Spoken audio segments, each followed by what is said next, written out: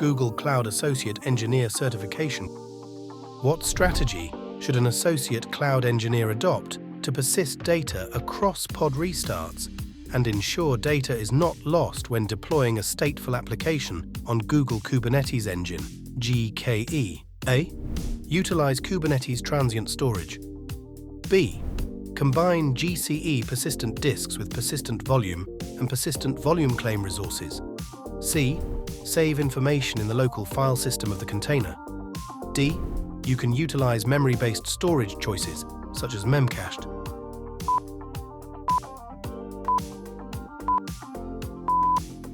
Correct answer. B. Combine GCE persistent disks with persistent volume and persistent volume claim resources. Explanation. Persistent volumes and persistent volume claims are used in Kubernetes to manage storage resources. Persistent volumes are pieces of storage in the cluster that have been provisioned by an administrator, while persistent volume claims are requests for storage by users. They abstract the details of how storage is provided from how it is consumed. GCE persistent disks are durable and high-performance block storage options, making them suitable for stateful applications. Ephemeral volumes should not be used in Kubernetes, as they do not persist data across pod restarts. When a pod is removed from a node, the data in the ephemeral volume is permanently deleted. Storing data in the container's local file system is also not recommended. Any data stored in the local file system will be lost if the container crashes or is stopped.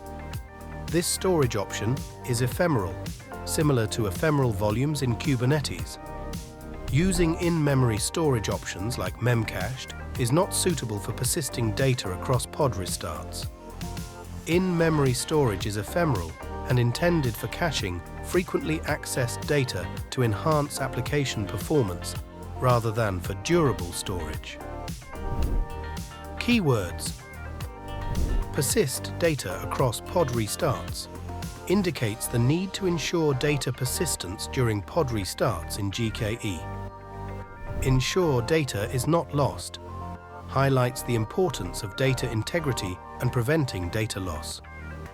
Deploying a stateful application specifies the context of deploying a stateful application on GKE.